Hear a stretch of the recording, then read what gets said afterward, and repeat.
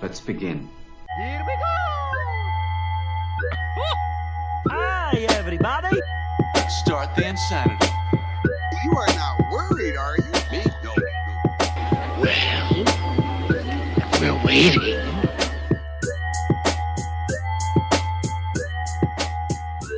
Hello, welcome to Super Meaty All-Stars. We are a weekly podcast, and today we are talking about movies. I'm your host, John Harris, and I'm joined by the original three All-Stars. First one being Jake Boston.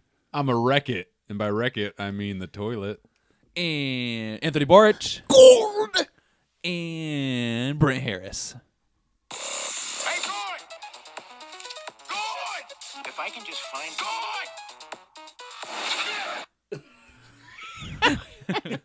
We got a great episode today. We'll be talking about Ralph Breaks the Internet, Wreck-It Ralph 2. That's probably the proper verbiage. I think so, yeah. Yeah, something along those lines. We all got a chance checking out. It's a little more different. We gave ourselves a week to really sit on this one. Not sure if we needed it, but we did. And we'll be discussing some thoughts today. But before we dive into that, guys, it's been probably just over a month since we've talked movies. It's been so long, John. I'm sure, Jake, you're sitting on a few, so I'm going to throw it your way first. Well, I have way too many, so I can't go over all of them. But I will do just like the main new releases. First one I'll talk about is The Christmas Chronicles. Kurt Russell. Yep, Netflix original. Kurt Russell is Santa. They're promoting this one hard. Yeah. Because from what I saw, I thought it was directed by the guy who directed Home Alone and Harry Potter and the Sorcerer's Stone. It's just produced by him. It's directed by a nobody. Oh, gotcha. The only reason to watch this is for Kurt Russell. Like, the rest of the movie is so, like, Hallmark Channel made for TV movie holiday stuff. Yeah. Kurt Russell is, like, I think he's the best Santa I've ever seen. Whoa. I'm saying that. More so than Tim Allen? Yes. Tim Allen's Santa Claus, no. Tim Allen is just Tim Allen as Santa. Kurt Russell, he puts all of the cool suave that Kurt Russell always has, but still, like, has a whole bunch of Santa influences, too. I like it. It's really good. I gave Christmas Chronicles a 3 out of 5. Nice. Yeah. Very nice. And then, let's see here. It's better than I thought you'd give it. It's only because of Kurt Russell. Like, the rest of it is so mediocre. Oh, I'm going to plug this now just because I just started it. Yes, go ahead, please. I made, like, a little sister station YouTube channel called Cinema Obsessed. Just because we waited a month on movies. Yeah. And I feel like I'm not going to get to everything that I watched. And I wanted somewhere to just, like, put all of that. But if I put it on the Super Media All-Stars YouTube page, that would have felt weird because it was just my voice. Sure. So I just wanted, like, a little place to put my stuff, and that's where I put it. Yeah. Cinema Obsessed. That'd be awesome. Check it on went and YouTube. checked it out, yeah. Another review that I put on there that I'll talk about here is Creed 2. This movie is so good. I love it. It's not as good as the original Creed, but Creed 2 is probably my third favorite Rocky film. Sure. It probably goes Rocky, Creed, then Creed 2. Wow. The performances are great. I give it a 4 out of 5. The story is pretty damn solid. Just the Drago stuff I felt was a little rushed. Like, it kind of came out of nowhere. Yeah. But all the fights were good. The choreography was great. The storylines between Michael B. Jordan and Tessa Thompson as Creed and Bianca just kind of meshed very well. Yeah, both phenomenal actors. And I can't wait to see where Creed 3 goes because it was in the news that Sylvester Stallone said that he's not going to play Rocky Balboa anymore. I was going to say, if you put 2 and 2 together, I feel like you could come to what happens in Creed 2. Apply spoiler. Well, I mean, but I have my suspicions. It's a boxing movie, so there aren't a lot of, like, guesses and you can be wrong about them. Like, it's pretty cookie cutter, but I don't think it goes where some people think it goes. Okay. So I gotcha. Yeah, there are a couple surprises. I'll just keep it in there. Especially if you haven't seen the trailers. If you've seen the trailers, it spoils like 3 or 4 surprises. And I'm like, I wish I didn't know that going in. But no, Creed 2, very good. It might be one of the top 10 films this year that I've seen. Wow. It's battling for that like number 10 spot. Gotcha. Yeah, I can't wait to do our top 10 list. Me too. I've been kind of building off it all year. I think we're going to change the formula a little bit this year, but we'll get back to that in a little bit. Sounds good. I saw The Grinch. Cumberbatch. Yep. Voice acting. Mr. Cumberbatch. And I guess I can't say this now. I'll say this later. But I liked The Grinch better than I thought I would. For Illumination Studios, they have a history with doing a whole bunch of Dr. Seuss stuff. Like, they've done Horton Hears a Who, and they've done the Lorax. And I'm giving this the same rating I give those, 3.5 out of 5. The last 15 minutes of this movie don't deserve to be as good as they are. They add more to like the storytelling of the original 1966 cartoon of the Grinch, and I really liked where it went, and it was very heartwarming. And I'm like, where has this been? Because a lot of the movie is just them stretching out with like the 20 teens, just dumb like aerobics and twerking and doing dumb kid things that just all of these like DreamWorks and Illumination Studios movies decide to pump out. But Movies don't do that. this one, I can see my daughter loving because she loved it when we went, and I'm gonna buy it, and we'll probably watch it every year until she's too cool to watch it anymore. It's not. It's kind of an apples to oranges comparison, but there's only 2 rules I can think of. Benedict Cumberbatch doing voice acting, with him is also Schmoog. Schmoog. Mm-hmm. Preference on voice acting between those 2 movies with him, and does him as the Grinch work? Yeah, he works as the Grinch, but I honestly could see anybody coming in and doing as good a job as he did. Oh, I think yeah? he did a better job as Smaug than he did as the Grinch. Like, Yeah. there's no character quirks that he really brings to the Grinch that make it like stand out in any way. Yeah, Okay, I can feel that. but it's a better than average kids movie just because of like the last 15 minutes. It really like left me leaving the theater with a smile. So yeah. So Brent talked about this last night, but I wrapped up season 2 of Castlevania on Netflix. Oh yeah, you loved the first season. Oh boy, the season 2 it picks up right where it left off and doesn't skip a beat. Yeah. It's so good. And I'm not a Castlevania lore person. I played 1 or 2 games, but not even the main one, Symphony of the Night. But what the story here is, and the animation is probably one of the, like I think I said with the first season, one of the best video game adaptations that they've done to a show or movie. Not to spoil anything, but still feel like there's potential for what can come next in season 3. And they're for sure making a season 3. I don't know if they've confirmed it. I think they might have, but there's some storylines that feel like they're wrapped up, and there's some things that they could go back to. I'm just that there's a cliffhanger or 2 that they'll probably jump back to. Gotcha. The best part about it is that it actually is more of the storyline based around Dracula, whereas season 1 was just like Introducing a very the characters. brief introduction to everything, and then it kind of had its own different type of storyline within the town. But Well, season 1 had like 3 or 4 episodes, and they felt like a movie chopped up. true, and this is 6 episodes, 6 or 7, It's or maybe it's 8. and it felt very individualistic. Yeah, Isn't Netflix coming out with another cartoon based on a video game that's made by these same people? Dante. Yeah, Devil May Cry. Yeah, That's it. Yeah, Mhm. he was rumored to be doing Zelda, but he's actually doing Devil May Cry. I would have loved it if he'd done Zelda. Yeah. That would have been awesome. I also checked out in theaters Crimes of Grindelwald. Oh yeah, you did. we were, I think last podcast we teased doing Fantastic Beasts 2. Yeah, and I saw it with Danielle, and what pretty much is the case here is what I liked about the first one was the focus on the beast and the animal aspect, and just how they're all cool little things plugged in this movie. And there's like a subplot with what becomes the main emphasis in the second one here, Crimes of Grindelwald. That doesn't really do much for me. So there's a darker plot that they go away from the creatures and more into Grindelwald and Dumbledore. Yeah, it's just more Harry Potter lore. Yeah, it seems ham-fisted, and it's more of a it's very pretty. That doesn't sound bad. That's it though. The story, you only don't care about the story. Okay, well, I didn't care about the first one either. Yeah. So Yeah, I mean, maybe if you're into big Harry Potter lore, which I thought I was, this could entertain you. But for me, it's just like, yep, another step in the universe here. I like Harry Potter a whole bunch, and I saw the first Fantastic Beasts and could not connect at all. It was so boring. And this one, I never got excited for. And even like in trailers, they were trying to push like, "Oh, are you a Harry Potter fan?" And they showed like old footage of Harry Potter movies mixed in with like, "Here's Dumbledore then or now. Let's see what he was like back then." Right. And they were pushing it for this new movie. Jude Law is okay in this Yeah. movie, but he's definitely a minor part in this whole thing. Okay. So that's unfortunate. That is yeah, important. and How's Johnny Depp? Johnny Depp's okay. He does like, I don't know, like classic Johnny Depp villain. So everything's just okay. So he's kind of clever and sly, and I could see, I saw some reviews, people thought he was really good in it, and some people obviously didn't want him in it for other circumstances, but he was just okay. Mm-hmm. I heard that there's like a plot twist in the last like 5-10 minutes that really pissed people off, especially Harry Potter fans. Yeah, and without spoiling it, it's just like, well, we're gonna need another movie to plug or figure this out, and even so, if this is what they're saying here is to expand the Harry Potter lore and universe, seems kind of dumb. Did they end on a cliffhanger? Kind of. Oh, barf. Like you learn something, and then it leads into, well, what does that mean? Ah, disgusting. I hate it when fucking trilogy movies like this happen. It's not even a trilogy. It's like a 5-movie arc. Which after, I don't know the numbers, but I know it didn't perform as well as it needed to. Opening weekend, it made like 61, 62, and it's the lowest Harry Potter movie opening ever. Right. So I hope this franchise just kind of dies. And I'd be okay in like 5-10 years them doing a adaptation of The Cursed Child.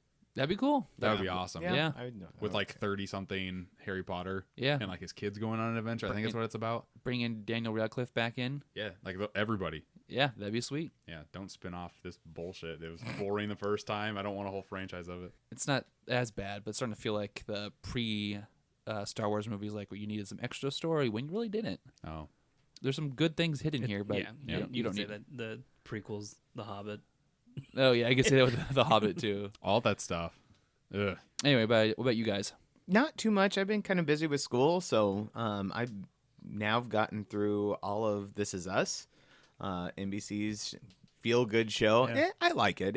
It's a pretty good show. Did the wife make you watch it? Or? No, I made her watch it. Really? I got into it. I Ooh. finally had so many people saying, "Why aren't you watching this?" You know, the big romantic thing I like to get into. It's a good show. Huh.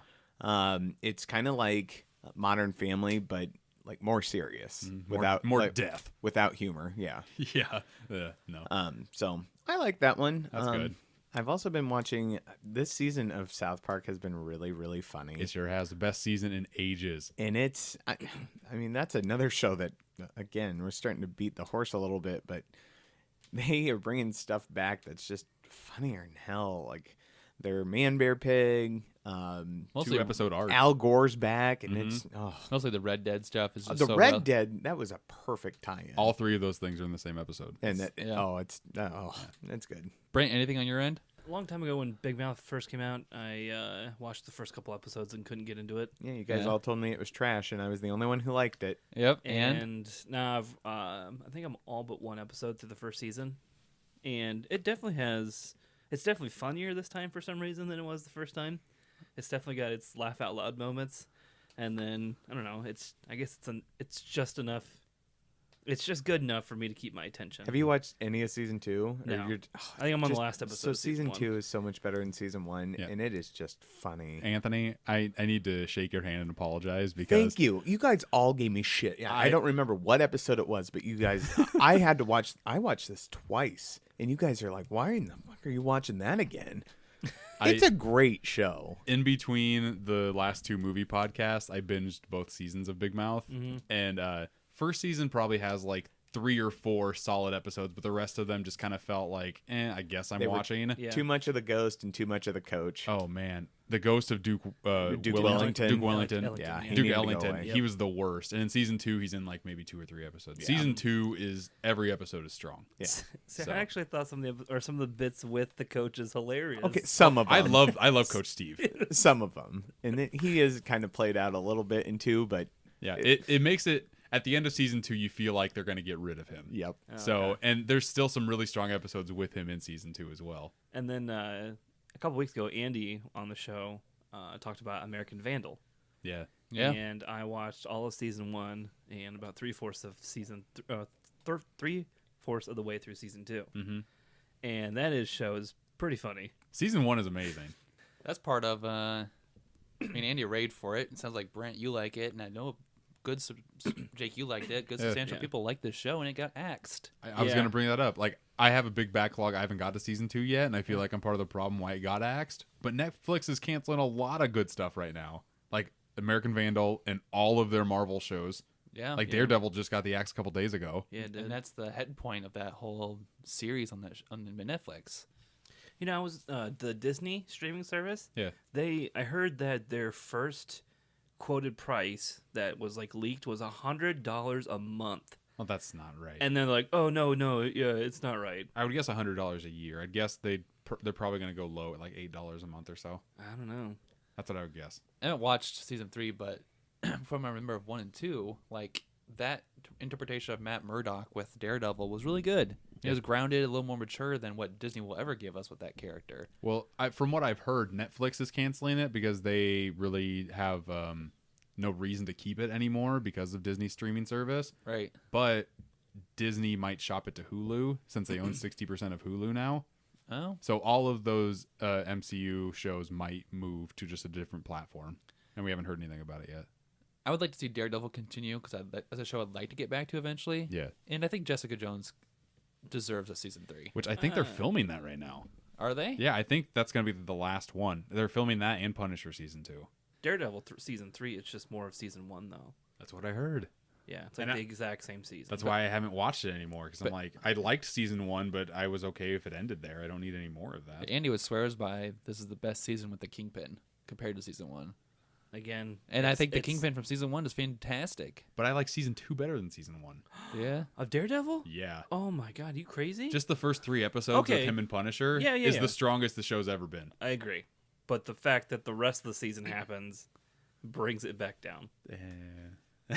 Agree and disagree. They're close, but yeah.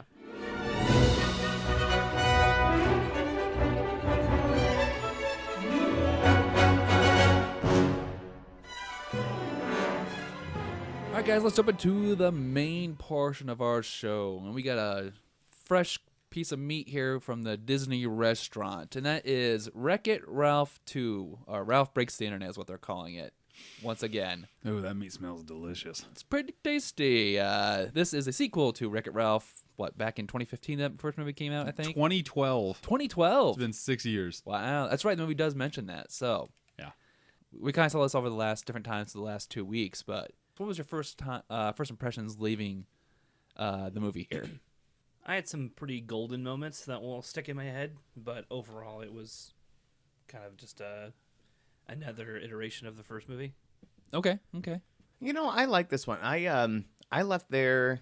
There was a very strong point at the end, and we'll talk about it, that left me feeling good.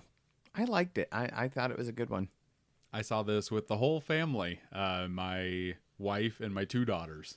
And we were the only people in the theater because we saw it at like Wednesday at 10 in the morning, and it was the big like Cinemark XD screen. Yeah. So it was really fun watch until like a certain moment hits in the movie, and not only was I like disinterested, my daughter just kept on running around the theater since we were the only ones there, and she didn't do it until like 2/3 into the movie.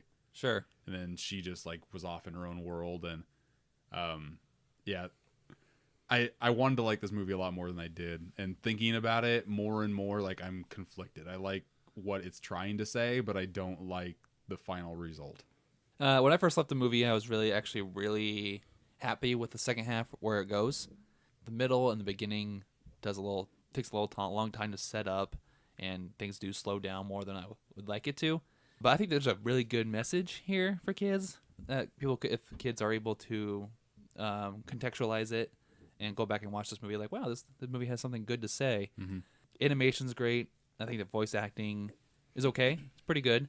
There's some things here that are just kind of mediocre, but as far as Disney animation goes, and it's obviously easily to compare it to Pixar, this is a good one. I think this is a solid one. Yeah, the animation really didn't stand out at any point as to where like, wow, I'm amazed. Like there was no like Coco shot where you see the whole, like when you go into the internet, it just looks bland. When you look at Coco and he goes into like the underworld realm, right, it just like pops. Yeah. Yeah, I agree with that. Nothing stood out in this movie. It was all just average animation. I think that's easier to do because of Day of the Dead, like colors and themes. Yeah. Well, even when they went to like the Disney World, I wasn't thoroughly impressed. True, it was like very bluish. Yeah, it was just like meh. Like, oh, here are a whole bunch of IPs. They're gonna carry this for us, and they didn't really try that hard. I was more impressed with the like rugged world that they go to. God, Slaughter Race. Slaughter Race, yeah. Mm-hmm. Yeah. Well, I don't think we haven't really said anything, but this first part will be spoiler free. We'll get into some spoilers later. There's not much to spoil. I tried to here. watch myself, John. Yeah, no, I gotcha. What's interesting about this movie, and it's kind of not part of the movie, but it is. There was a nice. I'm not sure if you guys had this in your showing, but there was a director little speech before the movie started, saying how much work went into this movie to bring. What I'm guessing he's referring to is the IPs in this movie. Because there's a lot of work here. I mean, I've seen this in a lot of movies to where like the directors are like, hey, thanks for coming and not pirating this. Thanks for going to the actual theater and supporting the artists. Which normally doesn't bother me. This is the worst one yet. But this is garbage. Me and Brent both looked at each other and we're like, really? Yeah. This Really? is just like cheesily Just horrible. stop. Yeah, like old men trying to relate to the internet age. Yeah. How do I turn this up? Yeah, and then it felt like they put that kind of crap in their movie. Yeah, we're all FaceTiming each other, but yet we're right next to each other. That's the funny part, right? Okay, it was great in The Incredibles. I loved it. Yeah. I thought it worked in it. That was a good one. I thought the best case with that is Coco. Coco had a pre-intro yes, that was Sure really did. good too. It's like they actually cared and weren't made to do this. That and they showed like the most like we talked about the most like impressive scene. They Yeah. talked about how they did it, Right. which is interesting. Yeah. Oh, they did it on Mission Impossible too. Rogue Nation. Oh, they They did did, it at the yeah. very beginning. Yeah. There's a whole bunch of good ones to like average ones. This one just felt like they were forced to, and they were just made to make something kind of clever, but they didn't care enough to make it good. It felt more like we paid a lot of money to make this, so please don't pirate it. Yeah. Uh-huh. Well, that's one of those. What they do is pretty much bring in all these IPs because there's a referencing the internet and the biggest things on the internet, right? Obviously, you've seen from the trailers like there's all the major players, Google, Twitter, all these things that people. Social media is a big part of what they use in this movie, and I think it's they're nice nods. I'm not sure if they're necessary. You know what this really reminded me of? That whole internet world? What? It reminded me of Riley's Mind in Inside Out. Oh. And I just felt like I've seen this before, and you're not trying an originality here. Like, you're just pasting IPs on buildings. Yeah. Like, in 5 years, this movie is not going to, like, hold up relevancy-wise at all. Like, for Disney movies, usually you hold them to, like, a classic appeal to where, like, hey, you can pop this on anytime. It's going to be great. All these IPs, like, this is just like if you made it in the year 2000 and you'd have, like, pets.com. Right. And Yahoo and all of that other random shit on billboards. And I think this movie is going to age poorly, very poorly. At least they didn't give it like fake names like Facehook or See, I think I might have appreciated that more. really. No, because Yeah. there's even a mix in here to where you see the YouTube banner, but they do like BuzzTube when he's Right. trying to get all when something happens with Wreck-It Ralph where they have to make videos. See, I think that's more of like oh, that's their version of Google. What was it called? Like sort of knows a lot.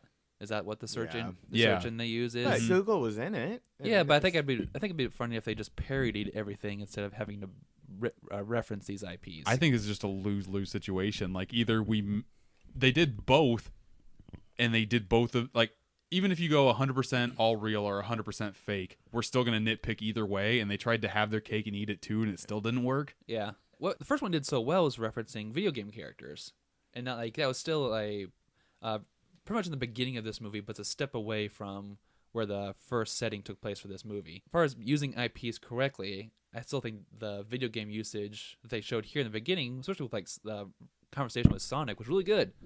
But then when they actually get to the internet world and referencing these things, the references kind of fall flat. As far as this is the internet, yada yada yada, and they end up using their own creations anyway. Yep. Instead of the major players to fulfill the storyline, it's just like why plug those anyway? Just never works. It's just like they're there to move the plot and no reason else. Yeah. I didn't like it. But going over just real quick, the voice cast here. Not too much of a departure from the first movie here. We had John C. Reilly back as Wreck-It Ralph. I think he does a great job as that character. He actually has a writing credit on this movie too. Oh, does he? Yeah. We had Sarah Silverman back as Vanellope von Schweetz. She is back in Sugar Rush and Full Thing, and I've been on record, I think, to say that I'm not the biggest fan of Sarah Silverman, but I do like her voice acting in this movie. I think she fits the role. I think so too. She's awesome in this. Yeah, and there's a little surprise. We'll get into spoilers. That probably one of my favorite parts in this movie that regards her voice acting in particular. I think is her. We had Gal Gadot as Shank. I thought she was okay in this. Her voice is never dynamic enough in this movie. She's made to be a big plot device, but then isn't. I thought it was clever that they put her in this because she was a big part of the Fast and Furious franchise. Gal Gadot? Yeah. Oh, really? She was in like 5 and 6. Oh, I didn't know that. Interesting. So it's kind of fun to like poke at her past like that, but her just as a voice over actress, I don't know if that's her strongest suit to begin with. Yeah. Exactly. So yeah, that was kind of a stretch. I'm gonna butcher this, but we had Taraji P. Henson as Yes. Taraji P. Henson. Who is this? She's on Empire. That's where everybody knows her from. Okay, so I've never seen Empire. She's good. She's in Hustle and Flow. She's very good in that. But yeah, here, she plays Yas. Is that her name? Yeah, she's like a algorithm master. for BuzzTube. I hated her portrayal of this too, though. Like I hated everything that this brought to this movie. Those are the two new characters. We get back into some of the classic characters from Wreck-It Ralph with Jack McBride as Fix-It Felix Jr. They took a step back from the original cast this time. Yeah, I wasn't going to talk about this because they're very disappointed in a lot of things, a lot of different cast members from the original movie. Well, they just didn't get as much screen time. Which I can part understand given the storyline, but yeah, what they filled it with didn't work. At a certain point, I don't know why you bring them back at all if they're not going to be in the movie. Like, they're in it maybe 5 minutes. Maybe 10 tops, yeah. Basically, they introduce a problem, and at the end of the movie, they have solved the problem with the characters from the original. Yeah. And we learn nothing from that. Yeah, and then like they have a joke premise that their whole plot is hinging on, and the joke isn't that funny at the end. Jane Lynch is back as Sergeant Tamora Jean Calhoun. Is that what that is? From her Hero Duty game in the first one. She's barely in this at all either. And we had, I was right about this, it was Bill Hader as... Yep, I sent this a little bit ago. Yep. JP Spamley as a clickbot. And I thought that was kind of funny. I did too. I did like him, and then we'll get into a spoiler later about where that ends up taking Wreck-It Ralph. I feel like a lot of this movie we have to talk in spoilers. That being said, do we just want to go ahead and jump there? Yeah, let's do it. So. Hello. Let me tell you what it's like to be a Zero. Let me show you what it's always like to Feel. All right, that worked. We don't have to do it again. And we're done. That was. Let me record. That was Zero by Imagine Dragon, which was our end credit song for Wreck-It Ralph 2. Not our best transition. That was our first and only take. I'd That's say true. about half a star. 1 star, at Give it least. one. I'm going to 1 out of 5 there. All right, that being said, we are in the spoiler section of this show. Jump ahead to your timestamps if you want to avoid any spoilers. But that being said, we get to jumping ahead here, kind of going in order. The internet. Ralph has to pay for the controller to the game. Yeah. Sugar Rush. Before we even start there, Yeah. Mr. Litwack is on record as saying once the steering wheel is broken and he looks it up on eBay, it costs $200. He says, this cabinet doesn't even make that in a year. Yeah. It doesn't even make $200. That's an expensive looking cabinet, so I'm guessing it would cost $1 to play. 200 people don't play that fucker in a year? How is that thing even in business? It shouldn't be. You just got internet in 2018? Right. You old fuck? Get it sooner. And he had to have gotten rid of some cabinets because there are some IPs that don't come back in this one. Like, there's no Nintendo anything. The only thing they show is the pretty much recurring characters with Street Fighter, Q*bert, and Sonic. And Tapper. And Tapper. And Burger Time. Petey Pepper's in that bad boy. They're eating Burger Were Time they? burgers. Oh, yeah, they were. They were. Yeah, the scenario to kick off the events of the plot here, a little shaky, but $200 for a controller. There's only one on eBay. Get one result. Yep. Yeah, which is fine whenever it's a kids movie. Try looking on newegg.com, am I right, Brent? That's right. So they have to go. They go into eBay World. They buy it. The eBay little shtick there was it was cool to see a virtual interpretation of eBay. I liked the e-boy. Oh yeah, Where yeah. he's like, oh, just a friendly reminder, you got 6 hours left. Okay, that was funny. What do you guys think of the internet avatars? These little tiny pop figures. That's what they look like, little Funko Pops. Yeah, except worse, they had no imagination They to look them like at Wii all. characters. Kind of. Like Me A curious- mix between the two, I can see that. Penelope gets to experience Killer Race, Slaughter Race. Slaughter Race. And Did you guys watch this movie? Yeah, I know. And it really appealed to her. What do you guys think of the problem that she goes through of being bored with Sugar Rush and being appealed to this death race? Appeal. The main emotional feel of this movie I liked because she was getting bored of doing the same routine. So Right. she goes somewhere new and she falls in love with it and doesn't want to go back to where she grew up her entire life, pretty much. I don't know. Yes and no, but it's like she can't ever win in the first movie, and then this one it's been 5 years and now she apparently consistently wins every single time. Well, if we're bringing consistency from the first to the second, she couldn't leave the game because she's a big glitch. And Right. if she goes somewhere else, she could wreck everything. And the only way that her glitch even comes into play is with this whole little virus that shows up. That's Her true. going into a completely different game is fine. And in the first one, all like if a machine gets unplugged, then you're deleted forever. Yep. Right. Just like, but if you go on the internet and you get killed, you're totally fine. I don't know. The whole, like, I don't know. A lot of the things from the first rule-wise don't add up in this movie.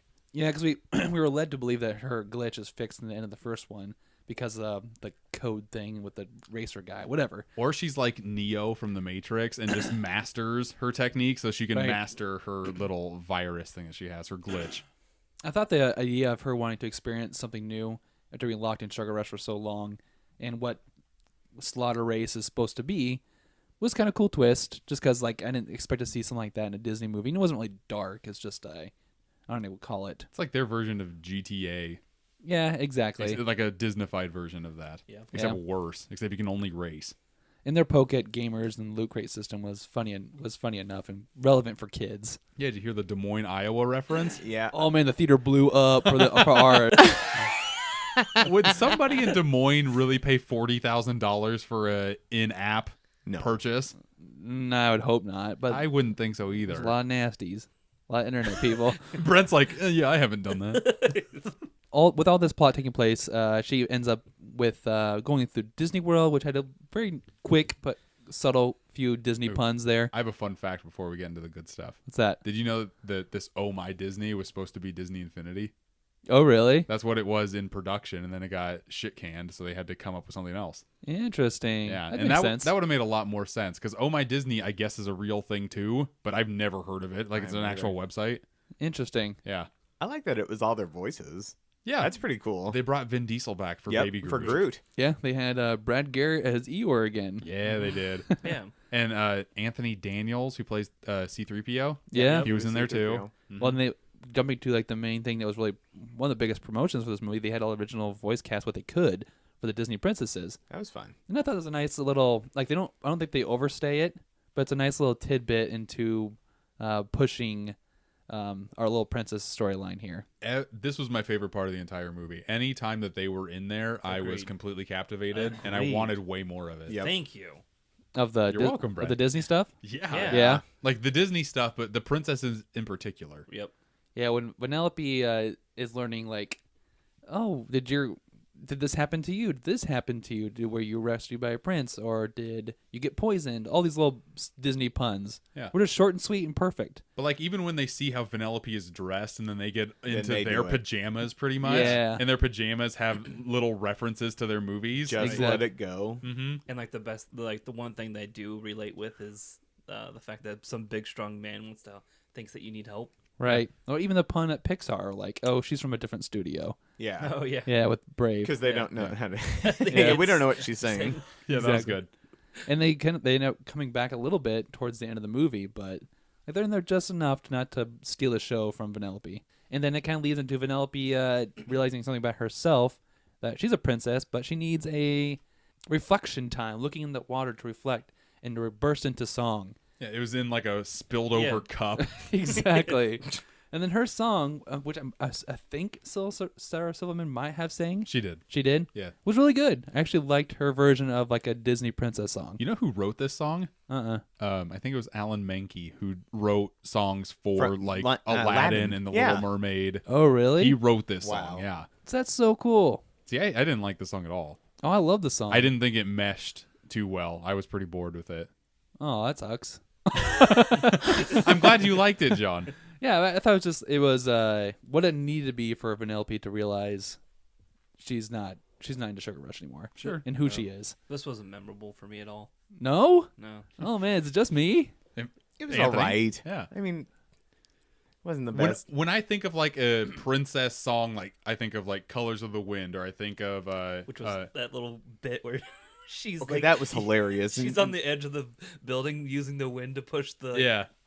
whatever that was. Yeah, or Ariel, Part of Your World, when she's like jumping into the water to go in for literally no reason. Right. She just wanted to go in water, but every Disney princess song is very memorable. This one does not stand out to me at all. Yeah. So I think it was just on a very high pedestal, and I'm like, this is nowhere near what I want right now. I felt like that actually what's wrong with the song is actually what's wrong with the movie for me.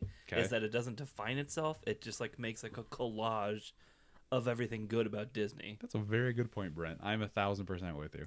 So while all that is going on with Vanellope, Wreck-It Ralph is tied to making internet videos to take over or to be trending. This is when it becomes a slog for me because I don't care for this in real life. So for it to translate to kids in this form of animation was total drag for me. If kids are flossing 5 years from now, I will be shocked. Where they do the dumb Fortnite dance. Yeah. Everything about this just felt so now, and I hated every minute of it. That is definitely for the kids. And because kids can relate to these trending things. Oh, his head's on a goat. That's hilarious, right? Exactly. Yeah. That, or he's cooking, or he's doing a challenge, like all the most popular internet videos. Yeah, the hot pepper challenge. Yeah. The bee one was kind of funny. What was up with the burnt pies? I I have didn't get no that idea. at all. I don't know that one. No idea. Like, I thought it was something that actually happened in real life, and if it wasn't, if that's their like interpretation of a joke, I'm like, this is not funny, and I don't get what you're talking about. They didn't say on it too long, but it still felt like it was too emphasized.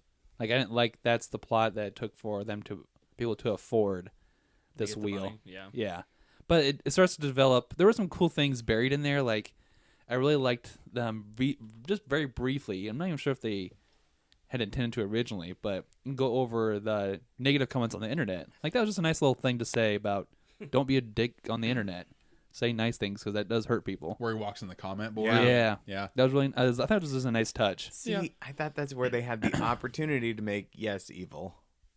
Oh, okay. You thought that would have been a better route? Yep. What do you guys think about there not being like a real villain? Because in this who's the movie? villain? That's There's nobody. exactly what I was getting into. Is there is no villain in this? yeah. I don't think that's necessarily a bad thing, but I don't.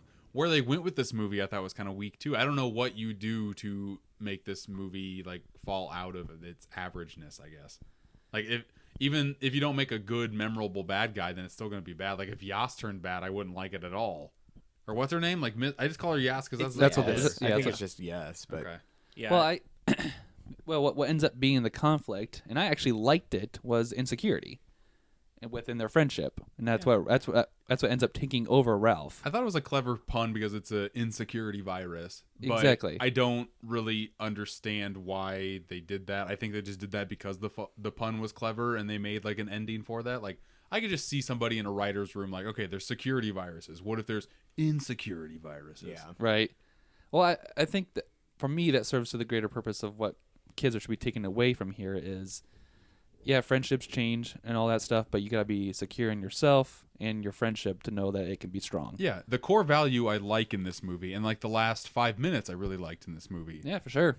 But the big bad ending with there's like it's like the Matrix Revolutions or World War Z. Oh, when they're fighting. Instead of zombies, there's just a lot of Wreck-It Ralphs. that yeah. looked bad. And they make like a giant Wreck-It Ralph. Yeah. Didn't like that at all. I don't know. I think it's a good message, but maybe wasn't the best delivery. Is that maybe what we're kind of seeing here? How we got there? Yeah, like I said before, this movie I don't really think has a strong concept to begin with. Okay. So them trying to figure out a way how to end it didn't really land with me either. Sure. Yeah, like I felt like it was over halfway through the movie, and I thought to myself, like, wait, the title of the movie is called Ralph Breaks the Internet. I'm like, when is that coming? And it happens. Yeah, it does, but Not the way you wanted it it's to. just lackluster, and then it's like this half-ass fix. Did this movie seem really long to you guys? It did, and I think it was longer than normal. It was, It seemed like close to 2 hours. Like I just felt the length in this one, and I usually don't in an animated movie. It was 112 minutes.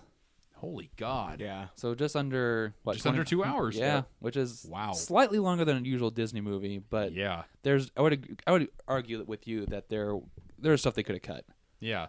Like let's talk about earlier in the movie with Fix It Felix and that Hero's Duty lady. Oh yeah. Them becoming parents. Yeah, with them like adopting all the Sugar Rush kids. Yeah. Never went anywhere. Like they either needed to cut that entirely or like cut back to Lit Wax Arcade a little bit, because out of everything in this movie I missed that the most.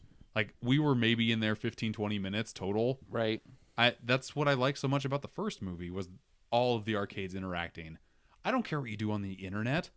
Right. I really don't. I care about all these characters, and for them just to be like dumbed down to to parents because they wanted kids. Right. I really hate it. And for their only joke to be like, oh, hey, here's the secret to parenting. Oh, here's some cars so you can't hear what the secret to parenting is. Right. Dirt, dirt, dirt. I hated it. Well, that and just like I think it says something about us because we're gamers, so we definitely appreciate the first one and all its references. Yeah. They drop almost the entire, like you said, aspect of that in this movie for the internet references, and I think it's for me. I think they're trying to appeal to a larger kid audience with these internet references. They have to. Yeah, but man, the video game ones were so much better. I just feel like I agree. I feel like there's so much more to the internet than social media. They didn't mention knowledge at all, or like going to places. They reference like all the ads they're throwing. One of them is like meet single mothers in your area. I saw that, yeah. Yeah, I'm like, oh, that's a weird choice. Underneath everything, I really liked how there were a whole bunch of old references, like 2000s era, like Y2K scares. Oh, yeah, when he yeah. falls all the way down to get his necklace back. Yeah. I liked all of those old references because I'm old as fuck and remember all of that internet stuff. So Exactly. What do you guys think of the crime lord boss? Oh, the one with like the tumor who had eyeballs. Yeah, and that little short tidbit. It's all right. Yeah, he was okay. Yeah. I like when he waves to his cousin. That was great. Oh, the little creepy sweater thing. That guy was That's awesome. what me and Brent got it. Creepy. What's his name again? Gourd. Gord. Gord. Oh my god, me and Brent died. Yeah, Gord was the funniest part of this movie. Oh my by God. far. Yeah, absolutely. Yeah. So with the aftermath and everything, and them having to say goodbye to like immediate friendship, but they get to a point where they're talking over the phone and they're still gonna hang out every once in a while. To me, like just being overly critical, it's just like, well, Ralph, it's not that hard for you to jump back into the internet and go to Slaughter Race. Right. It's just a different change of location. Yeah, I mean, the Litwax arcade closes, but Slaughter Race is open 24/7 because it's an online game. He could just go there after hours and have fun with her. That's true, John. That's what I was thinking.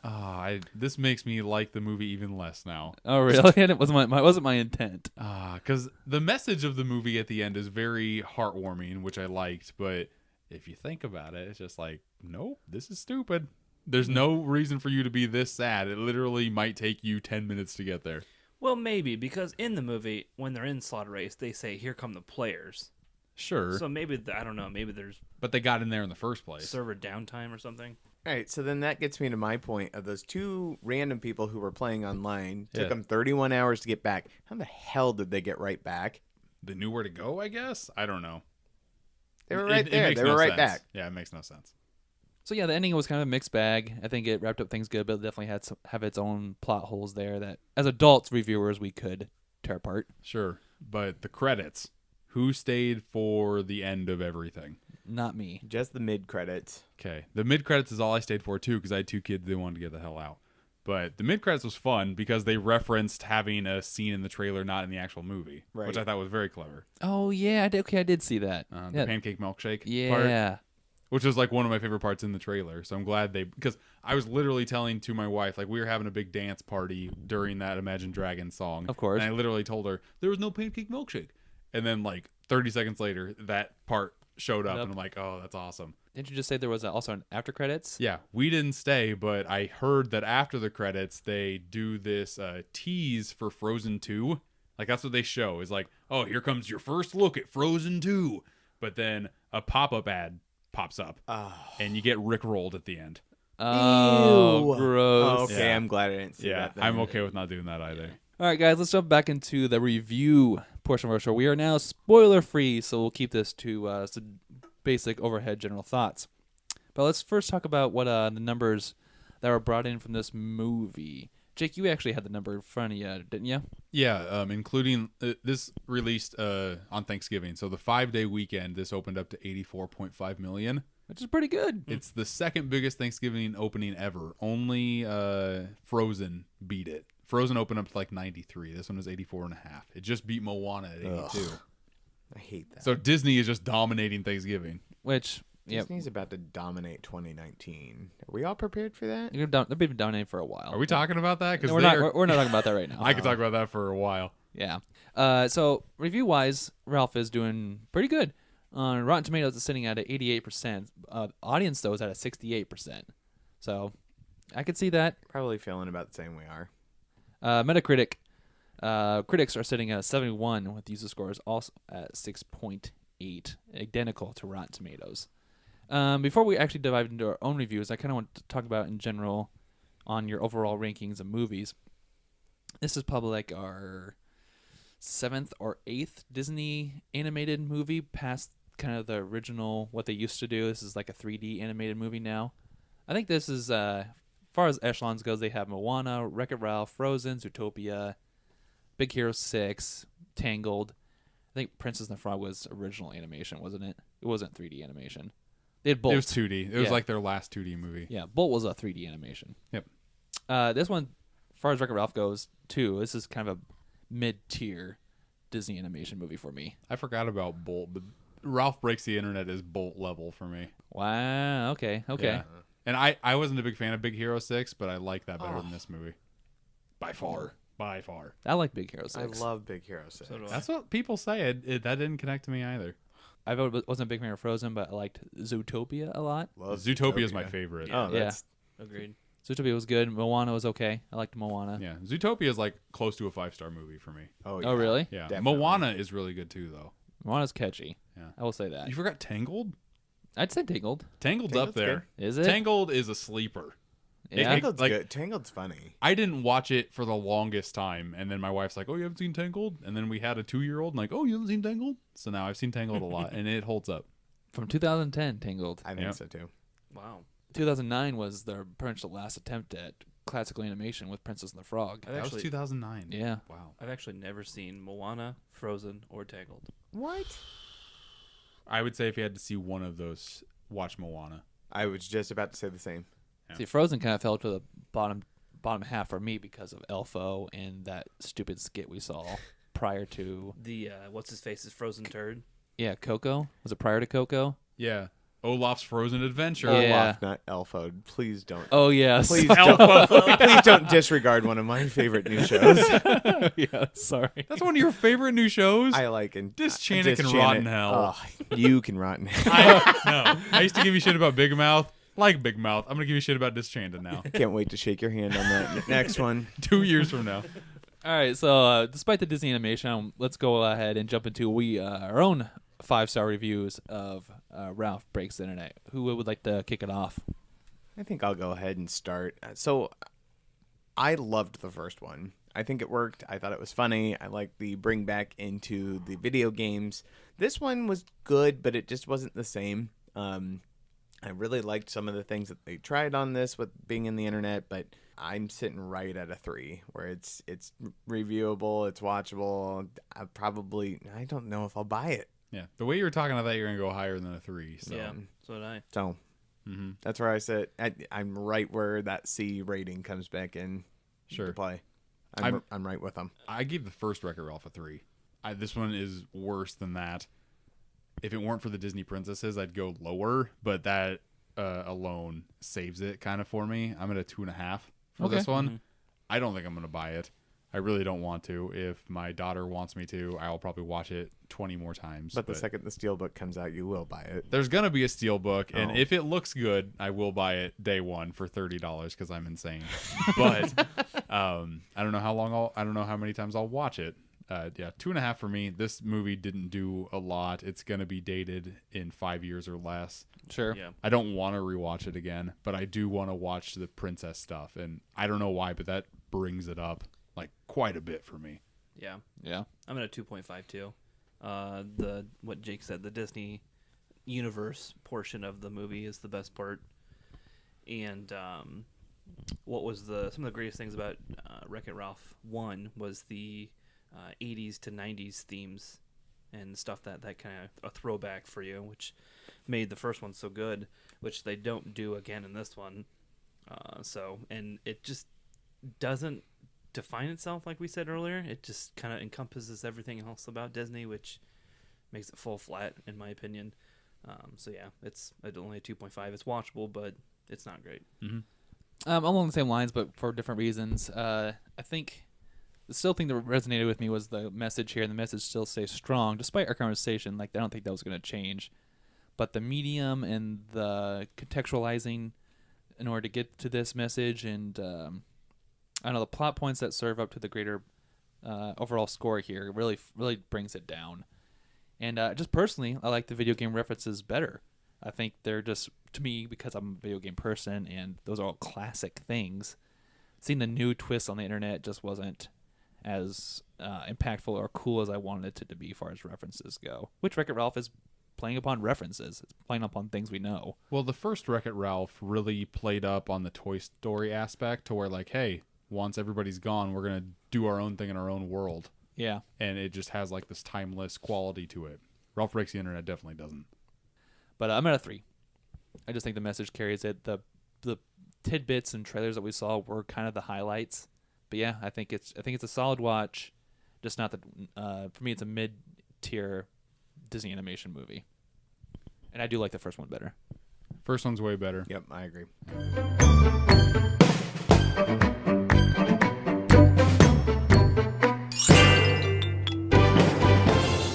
All right, guys, let's jump into the trivia portion of our show. And Brent's taking a break from the trivia action, and I'm going to be your trivia host tonight. No trivia wizard. But, God, no. No, not at all. but I'm going to do what I can. And tonight we're going to do a little twist with our old fashioned. Old fish. Good old fashioned. Haven't had an old fashioned in a long time. An old fashioned. An old fashioned. Okay, so what we didn't talk about in the Wreck-It Ralph review was the quick reference of the Wilhelm scream that was used. Okay, I Sure. forgot to Yeah. talk about some That was of it was a good quick reference, but it got me thinking. That is so iconic, one of the most iconic sounds and things. It could also ruin a movie. So what's going to happen is I'm going to play a quote from a movie, a famous quote. Part of it will be cut, and the Wilhelm scream will take its place.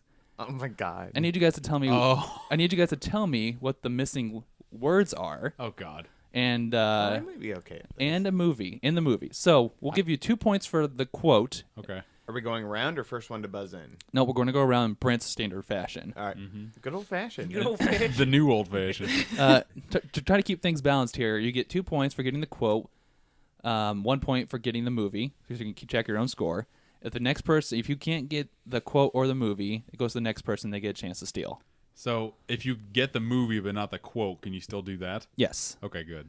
So what happened here is I'll play the clip. You guys will guess what you can. If you get one right, I'll let you know. If not, it goes to the next person, and we'll keep going. Sound good? Deal. Anybody would like to take the first setup here? I feel like Brent has to take the first one. I think so too. You took his trivia away. He's pissed. He wants revenge. Great. I'm gonna get scarred by my own thing that I love most. We have 6 clips, so you each get 2. All right. 2 attempts here. Here's clip number 1.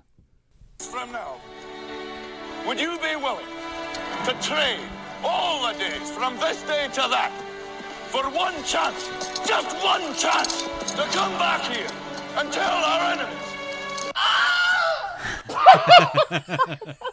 Wow, we gave you an easy one, Brent. So obviously it's Braveheart. Yeah. God, but I have never. I love that as much I've as never I thought actually I was going to. seen Braveheart. So You don't know this quote? They can never take our freedom. That is half. It is half correct. Come on, Brent's a Mel Gibson movie. You should know all your Mel Gibson movies. This movie's too long, so I've never watched it. Oh, but The Patriot's your favorite movie ever. It's not my favorite, but it's a good one. They can take our land, but they can never take our freedom. That's incorrect. Okay. Anthony, do you have a guess? Sorry, Brent. Anthony, I need to They guess. can take our men, but they'll never take our freedom. That's incorrect. Okay. Can I go now, finally? Jake, go for it. You may take our lives, but they'll never take our freedom. That is correct. Ooh, I was sweating over here. I wanted that so bad. So, Brent, you walk away with 2 2. points. Brent, you get 2 points. Jake gets Jake, one. you get 1 for that. Yep. Old fashioned. All right, good job, guys. Anthony, I'm going to toss it your way next. Awesome. Who's keeping track of points? I Keep think track we're of your supposed own. to keep our own. Keep Oh, track okay. of your own. Okay. All right, Anthony, clip number 2. Airplanes got him. It wasn't the airplanes.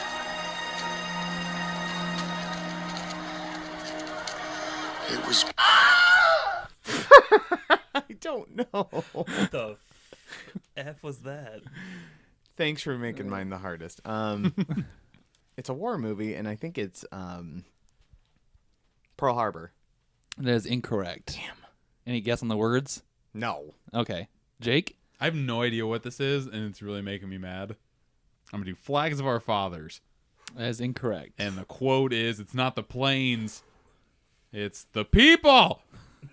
No. Oh, okay. God. Brent, any guesses? Is it Saving Private Ryan? That is incorrect. Thank Damn God. it. I would have known that. Okay, since we've gone rounds, I'll give you guys. have a good bit. Yeah, Oh, he gets okay. a chance at Oh yeah, words that he'll never It get. wasn't the plane. It was maybe the fear of death. incorrect. Damn. All right, so Oh, so okay. it's back to Anthony. Okay. It's King Kong. Oh. Do you know what he says? It's the monkey. That is incorrect. Okay. It was Beauty that killed the Beast. That is correct. That was the end of the movie, pretty much. Old fashioned. We're now to Jake with clip number 3. Yep. All right, here we go. Wait. You could die. At least tell me your name.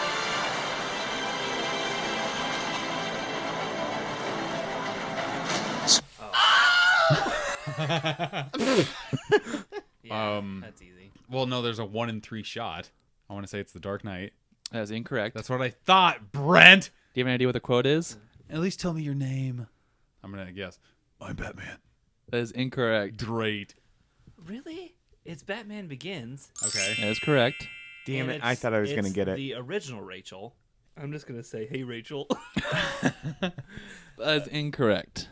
Bats. I don't know. Incorrect. Jake, you have a guess at the I'm quote? still working on my name. Just call me Bad. I don't think I'm gonna be able to come up with it. I'm gonna pass to Brent, who knows it. Is it you were right? That is incorrect. This isn't me. No, is it something about him being a little boy? No. The quote was, "It's not who I am underneath, but what I do that defines me." Yes. That sounds right. I would have never pulled that. No. Nope. So where are we at with points now? 3.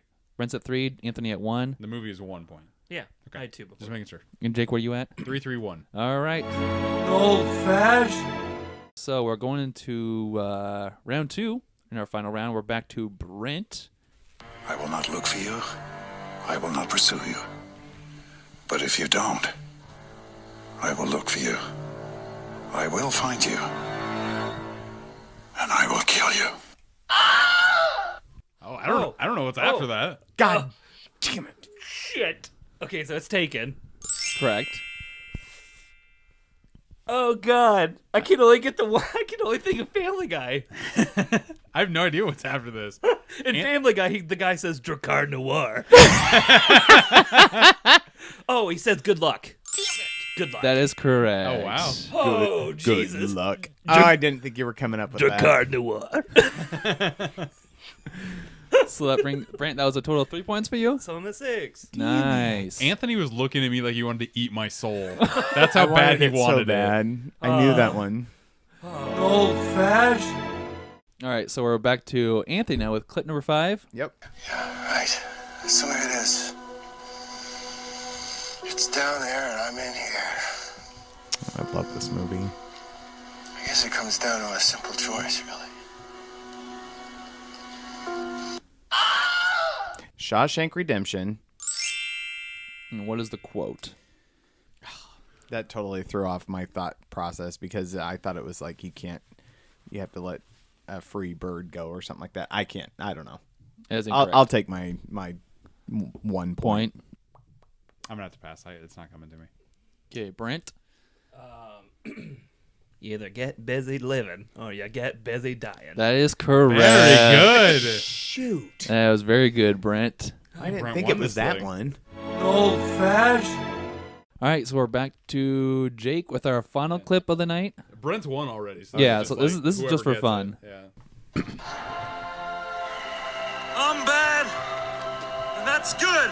Wreck-It Ralph. Yeah. We'll never be good, and that's not bad.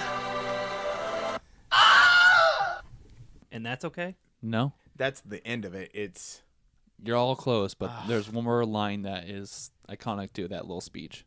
There's no one I'd rather be than me. Oh. Yep. All right, so with all the points tally, Brent, you walk away as our champion. He had 8 points. That was massive. I Wait. only had 3. Way to clean up there, Brent. That was our rendition of the John Wilhelm scream in an old fashioned. that was fun. Haven't had an old fashioned in a long time. Old fashioned. Old fashioned. All right, that being said, that has been episode 65? 66. 66 for Super Media All-Stars. You can find us on all kinds of social media. You can find us on Facebook at Super Media All-Stars. You can find us on Instagram at Super Media All-Stars. You can find me on Instagram at Steelbook Obsessed. I'm doing my Christmas tournament right now, and there have been some upsets already. But you can also follow me on YouTube at Cinema Obsessed, trying to keep the obsessed train rolling here. And yeah, if you like my reviews on this, go and watch them over there. Yeah, you can find them on YouTube, and you can also find them off the Super Media All-Stars page, where we have all our content as well. I did watch your first 2 reviews on Creed and the Kurt Russell movie. Christmas Chronicles. Yeah, very good, very good. Mm-hmm. We just posted a relaxing winter movie game collection soundtrack out there. Go check that out as well. I fell asleep to that 2 days ago. Did you? Yep. Then it's doing its thing. Sure is. It sure is relaxing. Like I said, we're going to do some plugs here.